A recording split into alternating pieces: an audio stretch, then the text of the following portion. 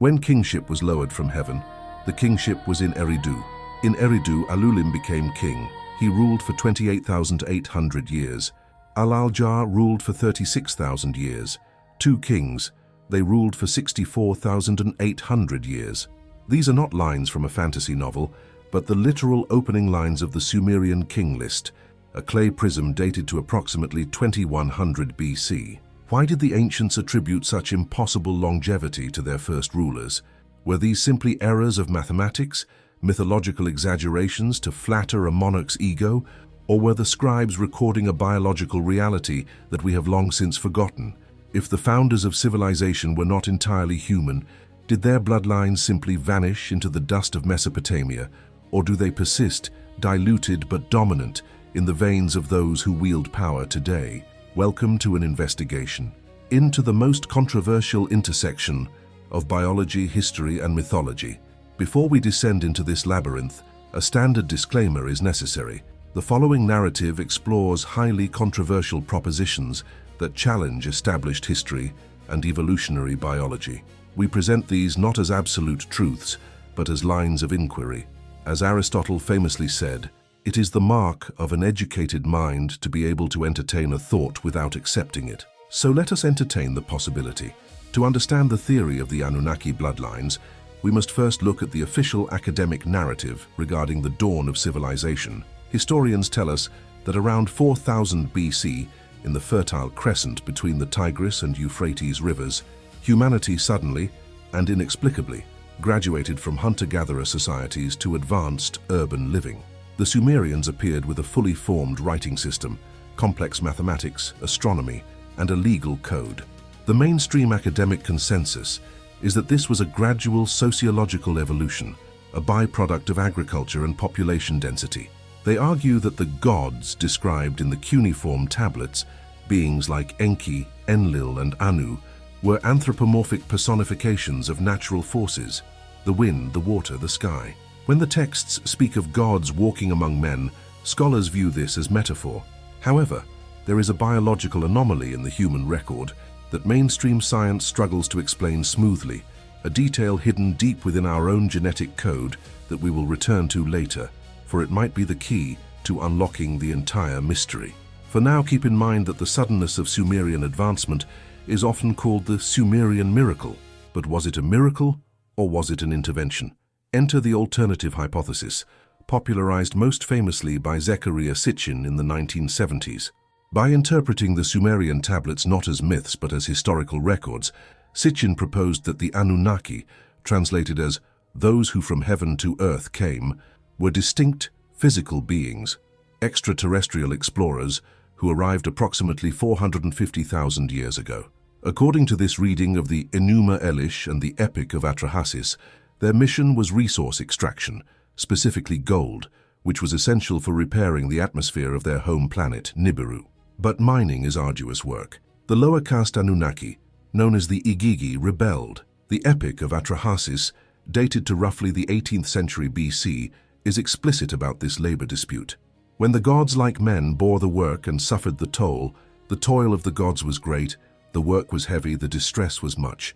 To quell the rebellion, the chief scientist Enki suggested a radical solution, creating a primitive worker, a Lulu Amelu, by splicing the genes of the Anunnaki with the genes of the existing hominids of Earth. This is the crux of the theory, that humanity is a hybrid species. But just as Enki shared forbidden knowledge with his creations to save them from the wrath of his brother Enlil, this channel is dedicated to sharing investigations that challenge official narratives. If this pursuit of hidden history resonates with you, consider subscribing to join us as we decode the past. If we accept, even momentarily, that humanity was engineered as a workforce, we must ask, who was designed to rule them? The tablets state that after the Great Flood, kingship was lowered from heaven. This suggests that the right to rule was not a mandate of the people, but a divine appointment, a franchise license granted by the gods to specific human intermediaries. These intermediaries were the first demigods, the offspring of Anunnaki and human unions. In Genesis 6:4, the Bible echoes this Sumerian account. The Nephilim were on the earth in those days, and also afterward, when the sons of God went to the daughters of humans and had children by them. This concept creates a distinct division in the human population: the masses, created to serve, and the bloodline rulers, created to manage. This interpretation divides researchers deeply. Some see the sons of God as merely the righteous lineage of Seth, while others insist on the extraterrestrial interpretation. What is your perspective? Was the divine right of kings just political propaganda, or a reference to actual genetic superiority? Share your thoughts in the comments below. Let us look for physical corroboration. If these beings were flesh and blood, where is the evidence? We often look to the megalithic structures. In Pumapunku, Bolivia, we find diorite blocks weighing upwards of 130 tons, cut with diamond-like precision, featuring interlocking angles that defy the copper chisels of the era. The engineering tolerance is within millimeters. Skeptics argue that with enough time and manpower, anything is possible, but there is a linguistic clue, a loop in the translation that we opened earlier regarding the concept of names. In the Bible, the builders of Babel wanted to make a name for themselves. Sitchin argued that the Hebrew word Shem, traditionally translated as name, actually derives from the Sumerian mu, meaning a sky-borne vehicle or a rocket. When we view the texts through this technological lens, the men of renown become the people of the rocket ships. But the most compelling evidence might not be in stone, but in biology. Earlier, we mentioned a biological anomaly. It is time to address it. It concerns human chromosome 2. In all great apes, chimpanzees, gorillas, orangutans, there are 24 pairs of chromosomes. Humans have only 23. This should be impossible if we share a direct common ancestor without a massive mutation. Mainstream science has determined that human chromosome 2 is actually a fusion of two ancestral ape chromosomes. At the fusion point, there are remnants of telomeres, the caps usually found at the ends of chromosomes, buried right in the middle. This fusion happened abruptly in evolutionary time. While scientists attribute this to a natural random mutation that somehow became dominant, proponents of the ancient astronaut theory, and even the co-discoverer of DNA, Francis Crick, who proposed the theory of directed panspermia, have suggested that the complexity of life, and specifically the human genome, bears the hallmarks of intelligent design. Could this fusion be the mark of the genetic engineering described in the Atrahasis? This fusion effectively separated us from the primate kingdom, granting us the cognitive capacity for language and abstract thought, traits the Sumerians credited directly to Enki. This brings us to the concept of the bloodline. If the first kings were hybrids, possessing 50% Anunnaki DNA, and they intermarried, the genetic potency would dilute over generations. The Sumerian king list reflects this perfectly. The reigns drop from 36,000 years to 1,200 years, then to 140 years, eventually normalizing to human spans. But did the bloodline disappear, or did it concentrate? Throughout history, royalty has obsessively practiced endogamy, marrying within the family. From the pharaohs of Egypt, who married their siblings, to the European Habsburgs and the modern British royal family. Historians say this was to protect political alliances and territory. But if we view this through the lens of the Anunnaki theory, the motivation changes. It becomes a desperate attempt to preserve the divine genetic signal, the traits of high intelligence, leadership, and perhaps the remnants of extended longevity or psychic capability endowed by their creators. There is a recurring motif across cultures that supports this protection of the bloodline. In Egypt, the pharaoh was the living Horus. In the Indus Valley, the blue-skinned gods like Krishna were distinct from the populace. In Mesoamerica, Quetzalcoatl was a white, bearded deity who brought knowledge. We have identified connections between Sumer, Egypt, and Mesoamerica. Can you think of other cultures that describe their rulers as descending directly from star gods? Share those connections in the comments. Consider the Watcher class described in the Book of Enoch. These beings instructed humanity in metallurgy, cosmetics, and sorcery. They were described as shining ones. Interestingly, the Hebrew word for shining one is often linked to the root of the word serpent, nachash. This brings us to a detail we must keep in mind for later: the pervasive symbolism of the serpent or dragon in all royal heraldry. Is it just a symbol of power, or a nod to a specific biological heritage?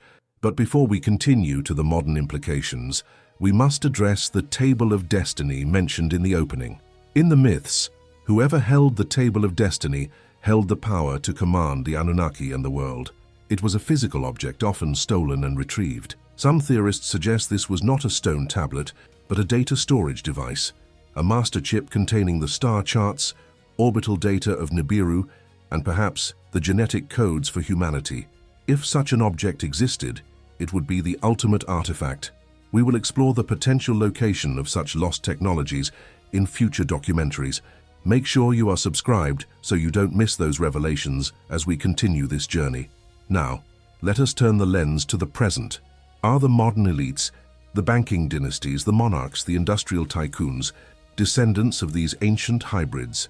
Proponents of this theory point to the incredible concentration of wealth and power in the hands of a statistically insignificant percentage of the population.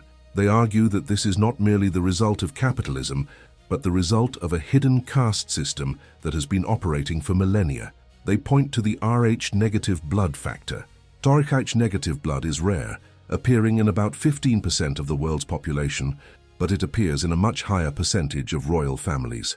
A mother with Rh-negative blood will produce antibodies to attack her own fetus if the baby is Rh positive.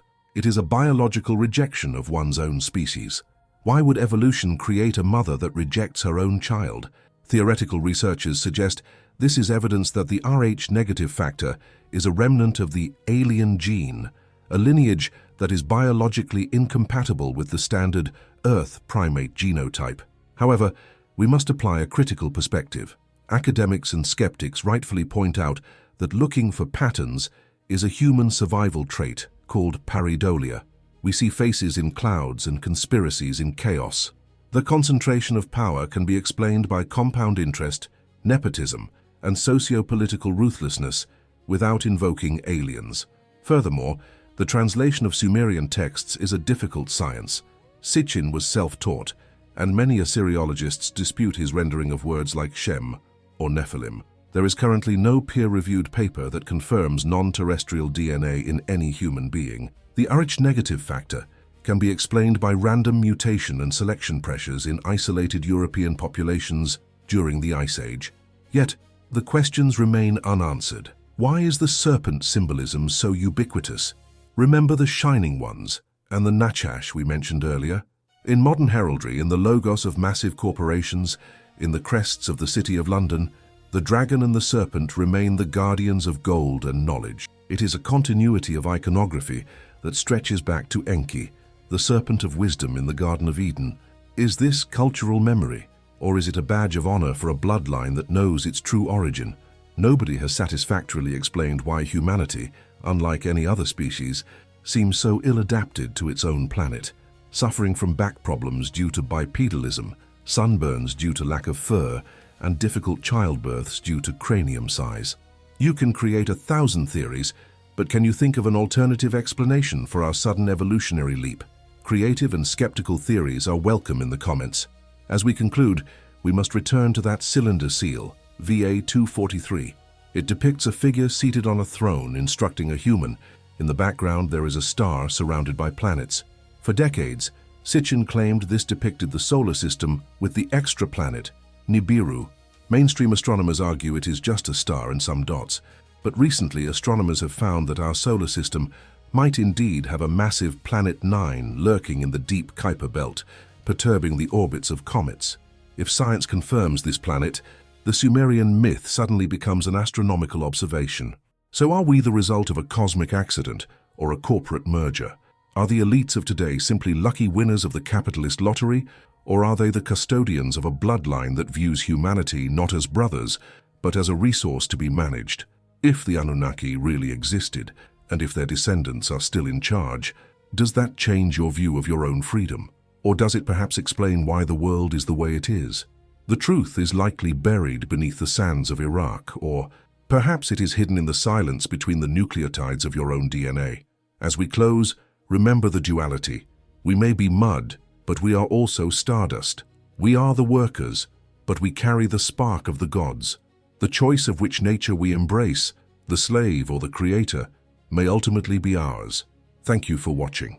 If the genetic manipulation of humanity was the software installation, we must now investigate the hardware left behind. Welcome to part 2 of our investigation into the Anunnaki legacy.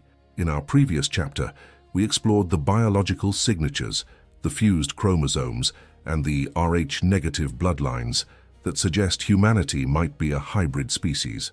But a civilization capable of interstellar travel and genetic engineering would require an industrial infrastructure. They would need energy, communication networks, and launch pads. Mainstream archaeology tells us that the Great Pyramid of Giza was a tomb for the pharaoh Khufu, built with copper chisels and hemp ropes. But does a tomb require 3 million blocks of stone, aligned to true north with an accuracy of 3/60ths of a degree? Does a tomb require granite beams weighing 70 tons, hoisted hundreds of feet into the air, inside a chamber that contains no inscriptions, no mummy, and no funereal art? Christopher Dunn, a master craftsman and engineer, proposed a startling theory in his work, the Giza Power Plant.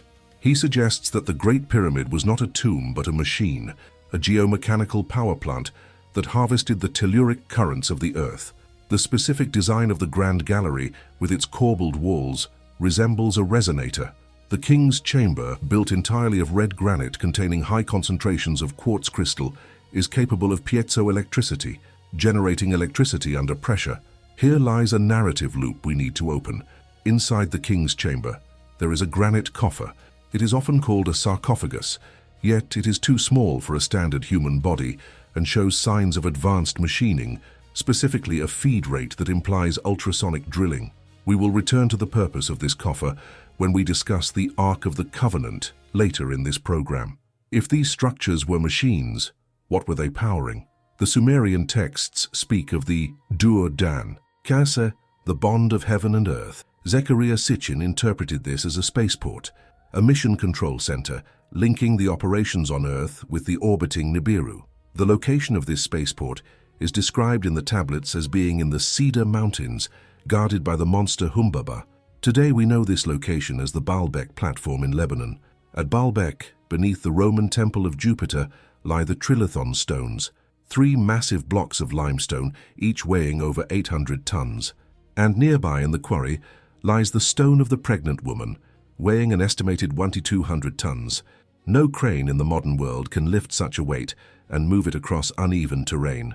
Why would the Romans, who used bricks and concrete, struggle to cut such massive monoliths for a mere foundation?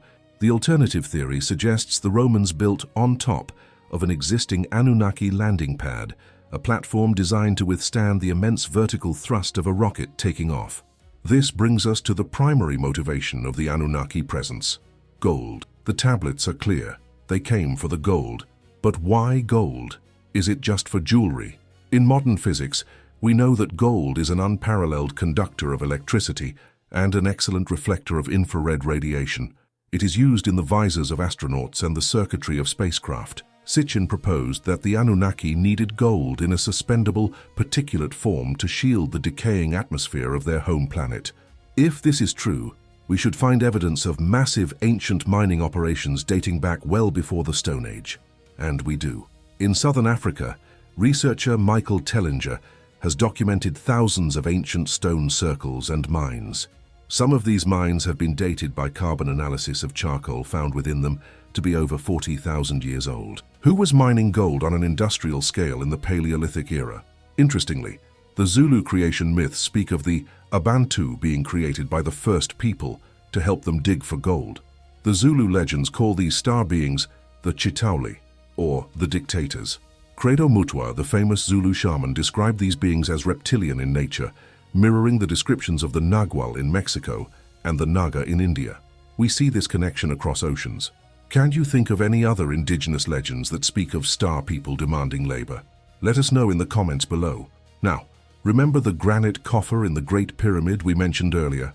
Let's close that loop. In the Bible, the Ark of the Covenant is a gold-plated wooden chest that carried the power of God. It could level mountains, kill those who touched it, and allowed communication with the divine. The dimensions of the Ark fit perfectly inside the granite coffer of the King's Chamber. Was the coffer a housing unit? Was the Ark actually a capacitor, a portable energy device charged by the pyramid's resonance? When Moses, who was raised in the Egyptian royal court and educated in their secrets, took the Ark, did he steal a piece of Anunnaki technology?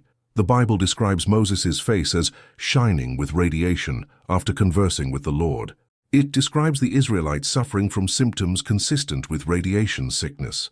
If the glory of the Lord was actually the exhaust of a craft or the radiation of a device, the biblical narrative transforms from theology to a technological report.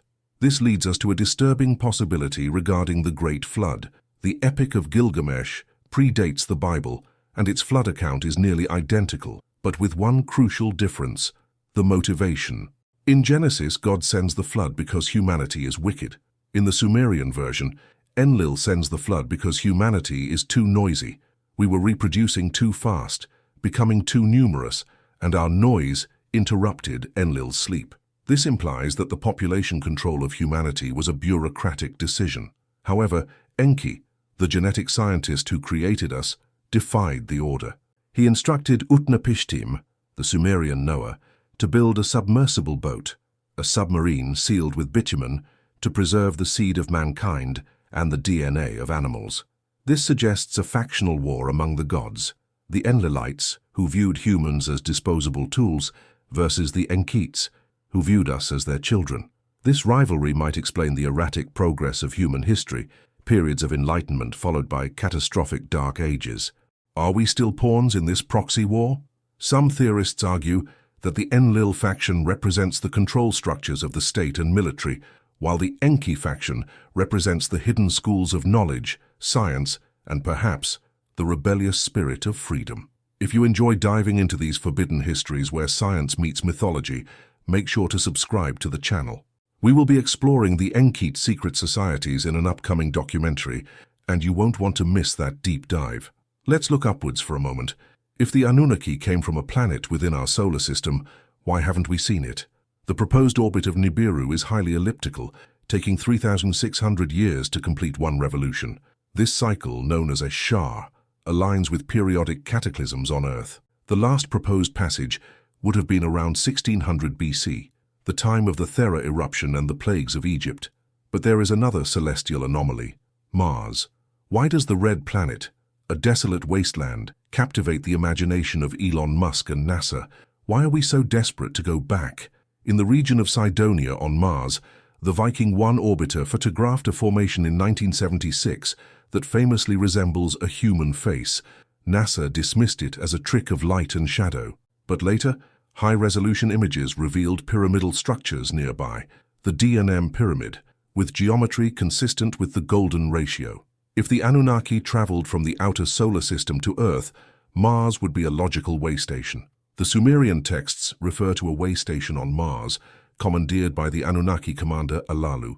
Is the face on Mars a monument to a dead Anunnaki king? And is the sudden push for Mars colonization actually a mission to recover dormant technology left behind at this outpost? Scientific orthodoxy mocks these ideas. They demand peer-reviewed proof. And this is fair. Extraordinary claims require extraordinary evidence.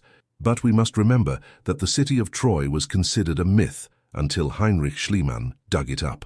The gorilla was considered a cryptid myth until the 19th century. The realm of myth is often just history waiting for a shovel. There is a final physiological piece of evidence that connects us to these beings: the pineal gland. Shaped like a pine cone, buried deep in the center of the human brain, this gland regulates our sleep cycles.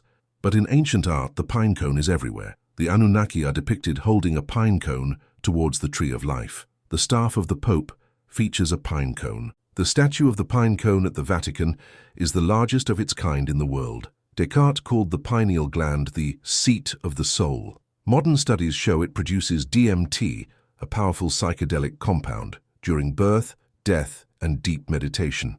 Did Enki genetically activate this gland to allow humans to communicate with the gods on a higher frequency? Or was it deactivated or calcified to keep us as obedient workers, disconnected from the cosmic network? This touches on a question we asked earlier about the table of destiny. If our DNA is the hardware, is consciousness the Wi-Fi signal?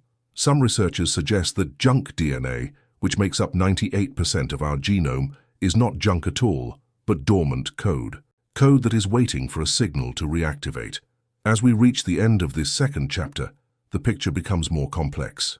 We are not just looking at ancient astronauts, we are looking at the possibility that Earth is a cargo cult. built around the remnants of a Tier 2 civilization. We see the cargo cult behavior in our religions, looking to the sky, praying for the return of the Savior, performing rituals that mimic ancient technological procedures we no longer understand. Here is a thought to leave you with. In the book of Revelation, the New Jerusalem descends from the sky.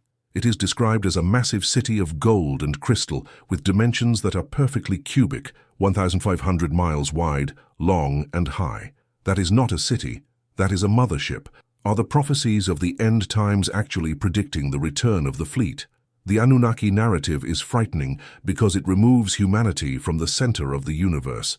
It suggests we are property, but it is also empowering, because if we were created, we can evolve. If we were engineered, we can reverse engineer. In Part 3, we will confront the final piece of the puzzle, the transhumanist agenda. Is the modern push to merge man with machine, Neuralink, AI, genetic editing, the final step in the Anunnaki plan? Are we preparing to upgrade ourselves to become like the gods, or are we building the vessel for their return? The line between mythology and future history is blurring. Thank you for joining us on this journey. Keep your eyes on the skies and question everything. If the ancient temples were the hardware of the gods, then the silicon chips of Silicon Valley are the neural pathways of a new divinity. For we must ask ourselves if the current transhumanist agenda, the drive to merge man with machine, is truly a modern invention or the final phase of a plan set in motion 400,000 years ago. Consider the sudden emergence of CRISPR technology, which allows us to edit the human genome with the precision of a word processor, effectively giving us the power of Enki to rewrite the codes of life itself. Are we simply mimicking our creators, or are we preparing the vessel for something else? Proponents of the ancient astronaut theory suggest that the push for a singularity, the moment when artificial intelligence surpasses human intellect, mirrors the function of the table of destiny mentioned earlier, a centralized control grid that manages planetary affairs. In the Bible, when humanity united to build the Tower of Babel to reach the heavens, the project was sabotaged because the noise and the unity threatened the gods. But today we are building a digital Tower of Babel, a global hive mind connected by satellites and fiber optics. And one must wonder if this time we will be allowed to finish it, or if another reset is inevitable. This brings us to a terrifying question regarding the modern elite's obsession with immortality. Why do the wealthiest individuals on Earth pour billions into anti-aging research, blood transfusions, and organ harvesting? Perhaps it is not just fear of death, but a subconscious biological drive to reclaim the longevity of the Sumerian kings we discussed in the beginning, those who ruled for 30,000 years. If the bloodlines are real, then the shortening of the human lifespan was a genetic lock placed upon us, and modern science is simply the key being turned to unlock it.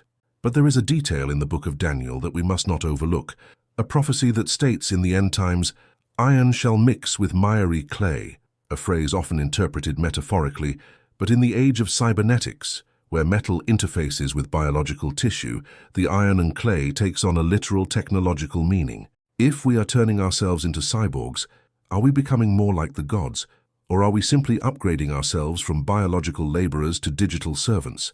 As we explore these uncomfortable possibilities, remember that we investigate these mysteries not to spread fear, but to expand the horizon of what is possible. So if you are finding value in this deep dive, do not forget to comment your thoughts on the transhumanist agenda below. The cycle, however, must eventually close. The Sumerians believed in the Shah, a cyclical orbit of 3,600 years, implying that history does not move in a straight line but in a circle, and if the Anunnaki left, the logic of the cycle dictates they must return. This brings us to the ultimate duality of the end times. In every major religion, the end of the world is not a destruction but a revelation, an unveiling. The book of Revelation describes the New Jerusalem descending from the sky, a city of pure gold and crystal, 1,500 miles long, wide, and high. A structure of those dimensions is not a city, it is an artificial moon, a mothership. Is it possible that the second coming is not a mystical event, but a physical return of the fleet? If so, what will they find when they arrive? Will they find a submissive species still digging for gold and worshipping invisible deities, or will they find a civilization that has cracked the genetic code, split the atom, and merged with its own technology to become a rival? This is the core of the Anunnaki mystery. It forces us to look in the mirror and ask if the face staring back is a primate that got lucky or a god that has been suffering from amnesia. Perhaps the missing link that anthropologists have searched for in the dirt for 2 centuries has been hiding in the sky all along. We are left with the final haunting thought that maybe the gods never truly left, but simply moved behind the curtain, waiting for us to grow up, or perhaps waiting for the harvest. As you look up at the stars tonight, ask yourself, are you looking at a void or are you looking at your inheritance? The answer may not be found in a telescope, but in the silence of your own blood. Thank you for watching. So we find ourselves at the final crossroad of this investigation, standing on the precipice of 2 vastly different realities. In one reality, the one taught in our schools and sanctioned by our institutions, humanity is the magnificent accidental byproduct of natural selection. Our myths are the poetic dreams of a primitive mind trying to explain the thunder. Our history is a chaotic but noble march of progress, driven by human ingenuity alone. Our future is a blank page, upon which we are free to write any destiny we choose. This is a comforting story, one that places us firmly at the center of our own universe. But there is another story, a shadow narrative whispered in the glyphs of forgotten languages and encoded in the impossible architecture of the ancient world. In this reality, we are not an accident. We are a project. Our myths are not dreams. They are faded memories of historical events. Our social structures are not organic. They are the remnants of a caste system designed by off-world administrators. Our sudden leaps in technology and consciousness are not our own achievements, but carefully timed software updates delivered by an unseen hand. And our future may have been written for us millennia before we were ever conceived. This brings the ancient conflict between the Anunnaki brothers, Enki and Enlil, into the modern age. This was never just a mythological squabble. It was a philosophical war for the soul of humanity, and it is a war that may still be raging. The faction of Enlil, who saw humanity as a noisy, unruly resource to be managed, and if necessary culled, can be seen in the global push for centralized control, surveillance, and top-down authority. It is the spirit of the shepherd who loves his flock, but will not hesitate to lead it to the slaughterhouse. It is the desire for a predictable, orderly, and obedient world. Conversely, the faction of Enki, the rebellious scientist who saw his creation as his children and endowed them with the forbidden spark of self-awareness, can be seen in the unquenchable human thirst for freedom, knowledge, and transcendence. It is the spirit of the artist, the inventor, the revolutionary, and the mystic. It is the chaotic, unpredictable, and divine fire of consciousness that refuses to be extinguished. Every time you question an official narrative, every time you seek knowledge outside of approved channels, every time you choose individual sovereignty over blind obedience, you are perhaps channeling the defiant spirit of Enki. This is the great game being played on the world stage. The modern elites, the bloodlines we have traced, may not even be conscious players. They may simply be the custodians of an ancient system, managers of a planetary farm, whose primary directive is to maintain order and ensure the livestock does not become self-aware enough to realize the nature of its own enclosure. Now, we must confront the final paradox, the transhumanist agenda. On the surface, it appears to be the ultimate Enkian act, seizing the tools of creation to overcome our biological limits, to cure disease, to conquer death, and to become as gods. Yet could this be the most sophisticated trap of all? The very technology that promises to liberate us, brain-computer interfaces, artificial intelligence, and genetic modification, is also the perfect infrastructure for total enslavement. The act that promises to make us gods could be the very mechanism that plugs us into a planetary control grid, turning our consciousness into just another node in a system, finally silencing the noise of human freedom that so irritated Enlil. This forces the question back upon each and every one of us, away from the ancient tablets and into the mirror. Who are you? Beyond your name, your job, your nationality. At the core of your being, are you the Lulu Amalu, the primitive worker, content with the bread and circuses provided, your attention diverted by digital trinkets while your destiny is decided for you? Or are you a child of the stars, a carrier of the divine fire, with a dormant legacy written into your very DNA, waiting for the signal to awaken? If this entire narrative holds even a shred of truth, It would mean that the greatest battle in human history is not fought with armies on a battlefield, but within the consciousness of every single individual. It is the choice between remembering and forgetting, the choice between servitude and sovereignty. This is the profound final question this investigation leaves us with. If you discovered your species was designed, does that discovery enslave you to your purpose, or does it give you the ultimate freedom to rewrite the program? We invite you to share your deepest reflections on this question in the comments below. The story of the Anunnaki is not just about aliens from the past. It is a cosmic allegory about our own potential. It suggests we are royalty living in amnesia, gods who have forgotten how to fly. The path forward is not found in waiting for a savior to descend from the sky, but in excavating the divinity buried within ourselves. The truth is not out there. It is in here, in the blood, in the bone, and in the silent spaces between our thoughts. The history of our world is not over. It may only just be beginning, and you are the author of the final unwritten page.